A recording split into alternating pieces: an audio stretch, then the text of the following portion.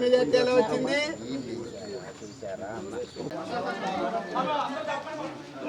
తప్పుకోవాలండి.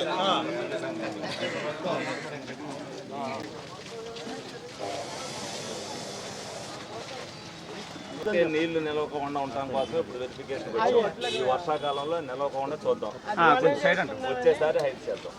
సరేనా? మీకు ఇబ్బంది లేకుండా చేస్తారు. పెట్టారు ఆల్రెడీ తుఫాన్ అన్న. ఎందుకంటే అది ఒక ఇది ఉండాలి. అలాగే అమేశ్వ గారు కూడా అదే విధంగా మీకు దోమల మంది కానీ ఇది కానీ అన్ని కొట్టేది అందుకని. సరేనా?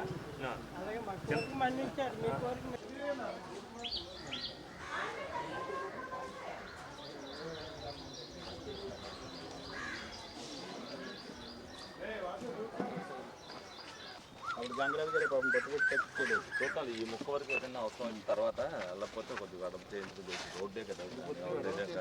రోడ్డే చూపించా చదువుకున్నాడు. అది అంతా స్కూల్ కానించి మన తీపిద్దాం మొత్తం ఇదంతా సీటు తీపిద్దాం. దాని మొట్టలు కోనేరేగా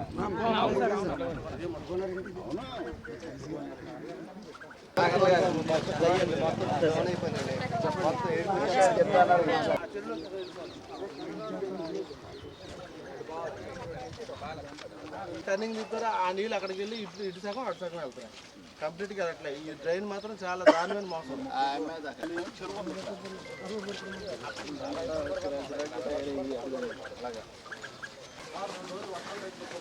22వ తారీఖు వరకు తుఫాన్ ఉందండి. 22వ తారీఖు రోడ్లకి ఈ 3 నెలల్లో నీళ్ళు లేకుండా తర్వాత ఏ రోడ్డు చేయాలో చేద్దాం. ఈ లోపల నీళ్ళు లేదంటే అన్ని వాటర్ వెళ్ళిపోవడానికి అన్ని పెట్టారు.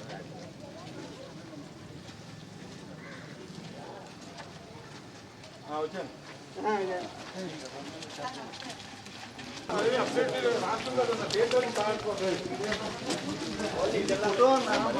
శుభాకాంక్షలు.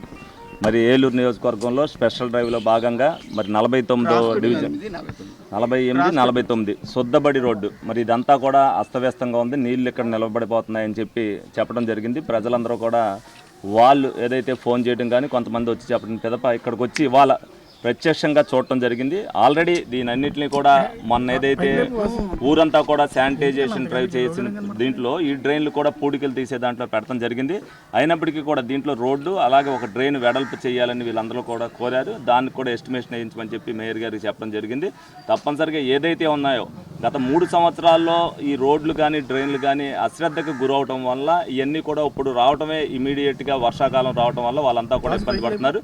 ఏదైనప్పటికీ కూడా ప్రజలకి ఏ విధమైన ఇబ్బంది రాకూడదు, ప్రజలకు ఏ విధమైన వైరల్ ఫీవర్లు కానీ అలాగే ఏదైనా కలరా మలేరియా ఇటువంటి రాకుండా ఉండటం కోసం ముందుగా వర్షాకాలం రాంతోటే మేము అధికారంలోకి రాంతోటే వర్షాకాలం వచ్చింది కాబట్టి ప్రజలందరికీ కూడా ఇబ్బంది జరగని పరిస్థితుల్లో శానిటైజేషన్ మీద ప్రత్యేక దృష్టి పెట్టాం.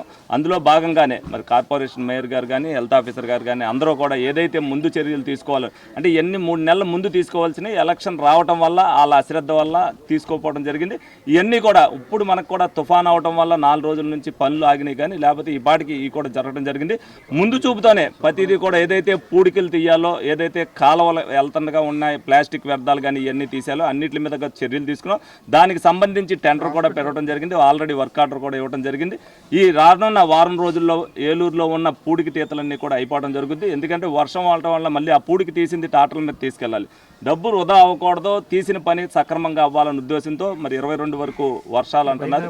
ఈ వర్షాలు ముగించి 5 రోజులు తెరిపిస్తే సరిపోద్ది. 5 రోజుల తెరుపులో ఈ పనులన్నీ కూడా అయిపోతే తప్పనిసరిగా ఏలూరు ప్రజానీకానికి ఏదైతే మాట ఇచ్చామో ఆ మాట ప్రకారం నిత్యం ప్రజల్లోనే ఉంటాం. ప్రజా సమస్యల మీద పోరాటం అనేది అలాగే ఏదైతే ఆ సమస్యలు తీర్చవలసిన బాధ్యత మా మీద ఉంది కాబట్టి అందుబాటులో ఉన్న నిధులతో వీళ్ళకి ఏ ఇబ్బంది రాకుండా చూసుకోవాల్సిన బాధ్యత మా మీద ఉంది. అది మేయర్ గారికి చెప్తున్నాం. మేయర్ గారు హెల్త్ ఆఫీసర్ గారు కానీ కమిషనర్ గారు కానీ వాటి మీద తగు చర్యలు తీసుకుని తగు జాగ్రత్తలు తీసుకుని దోమలకు సంబంధించిన కానీ అలాగే ప్రజల ఆరోగ్యరీత్యా ఏది ఇబ్బంది ఉండకో పెనాయిల్లో కానీ హెల్త్ ఆఫీసర్ గారు కూడా రోజు ఏదో ఒక డివిజన్ 2-3 డివిజన్లు విజిట్ చేయడం జరుగుతుంది. ప్రతి చోటన ఏం జరిగింది అనేది ఆవిడ కూడా చూస్తుంది.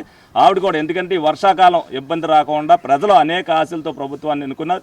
వాళ్ళకి ఇబ్బంది రాకుండా ప్రభుత్వం పని చేస్తుంది. తప్పనిసరిగా మాకు ఇది అందుబాటులో ఉంటుందనే ఒక నమ్మకాన్ని మేము కల్పించాలి. భవిష్యత్తులో కూడా ఎప్పుడైనా సరే ఇదే విధంగా ఉంటుంది. ఇదేదో కొత్తగా మొన్న ఎన్నికయ్యాం కాబట్టి రావడం అనేది కాదు. నిత్యం ఎప్పుడైతే ఏదైతే పని ఉందో, ఏదైతే సమస్య ఉంటుందో ఆ సమస్య దగ్గర తప్పనిసరిగా మేము ఉండి ఆ సమస్యను పరిష్కరిస్తామని ఈ సందర్భంగా మీ అందరికి కూడా తెలియజేయడం జరుగుతుంది.